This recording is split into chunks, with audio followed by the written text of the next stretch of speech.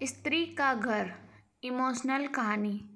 तुम्हें कितनी बार बताया है, मेरे तैयार होने से पहले मेरा नाश्ता तैयार हो जाना चाहिए।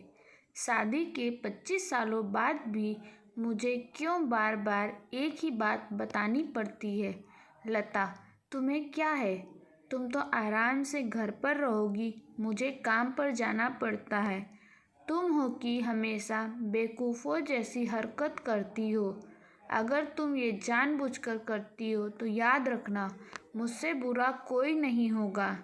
आज भी प्रशांत का पारा चढ़ा हुआ था।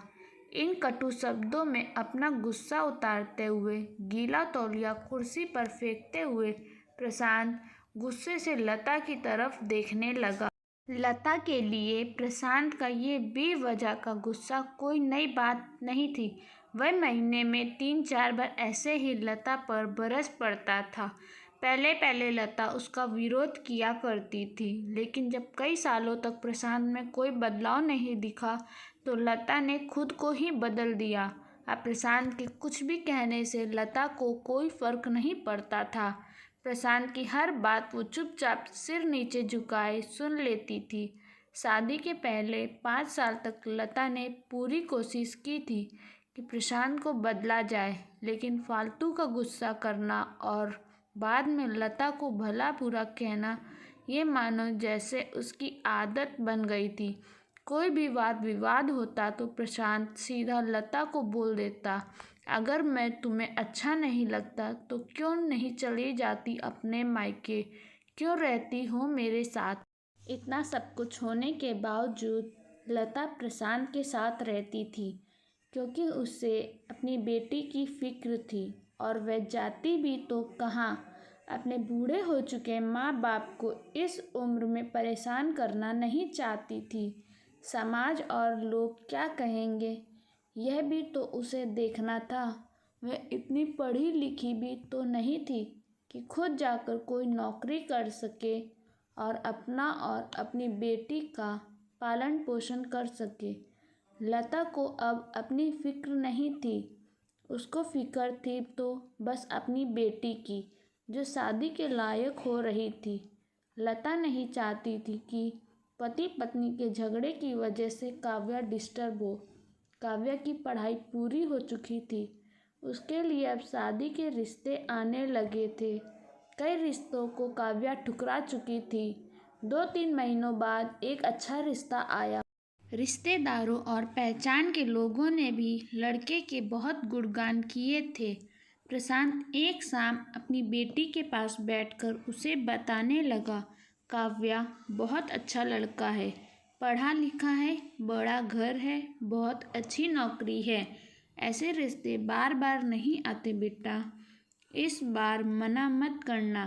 काव्या अपने पिता से ज़्यादा बात नहीं करती थी, शायद डरती थी या शायद नफरत करती थी, लेकिन आज वो अपनी पूरी हिम्मत इकट्ठा कर बोली, मुझे अभी शादी नहीं करनी है पापा, मैं नौकरी करना चाहती हूँ, खुद अपने पैरों पर खड़ी होना चाहती हूँ।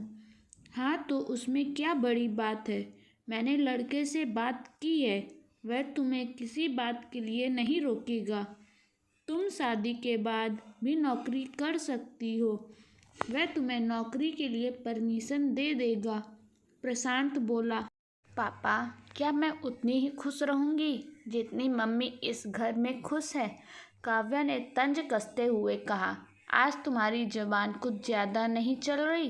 प्रशांत गुस्से से आंखें बड़े करते हुए बोला, पापा मुझे शादी ही नहीं करनी है, क्योंकि शादी के बाद अगर वह लड़का आपके जैसा निकला तो मैं क्या करूँगी? मुझे आपके जैसा जीवन साथी नहीं चाहिए, जो बिना बात के मुझ पर हमेशा चिल्लाए। मुझे कुछ भी अपनी पसंद का लेना हो तो 10 बार सोचना पड़े, कहीं वह नाराज़ ना हो जाए। मेरी तबीयत कैसी भी हो उसे परवाह ना हो, रोटी थोड़ी सी मोटी बन जाए तो घर सर पर उठा ले, उसकी चेकबुक ना मिले तो भी मेरा ही दोष निकाले, और हर छोटी मोटी बात पर मुझे मायके जाने के लिए कहे। काव्या ने अपना दिल खाली करते हुए पापा से सब कह दिया। प्रशांत का गुस्सा 7वें आसमान पर था, लेकिन उसके मुंह से एक भी शब्द नहीं फूट रहा था। वो काव्या की बातें सुन रहा था। काव्या उतना ही बोलकर चुप नहीं हुई। आज पहली बार वह अपने पापा के सामने इतना कुछ बोल रही थी। पापा, आपने माँ के साथ हमेशा गलत व्यवहार किया है। आप अपने ऑफिस का गुस्सा बिना सोचे समझे माँ पर उतार देते हैं। कभी इस बात की परवाह नहीं करते कि उन्हें कैसा लगता होगा। आपकी बातें सुन सुन माँ ने अपना स्वाभिमान खो दिया। प्रशांत आज पहली बार अपने किए हुए बर्तावों को महसूस कर पा रहा था। वो इतना ही बोल पाया, जो तुम्हारा मन है वो करो। मैं तो इतना बुरा हूँ ना? काव्या ने प्रशांत का हाथ पकड़ा और बोली, पापा, मुझे सिर्फ एक सवाल का जवाब दे दो।